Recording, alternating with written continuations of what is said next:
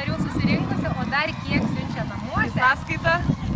Tai va, šitie pinigėliai keliauja į bėdų turgų, bet labiausiai jie yra skirti Vaikučiams.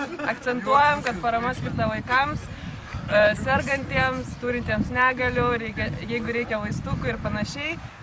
Kviečiam labai prisijungti ir Bergeno bendruomenę, lietuvių Bergeno bendruomenę. Pritariu.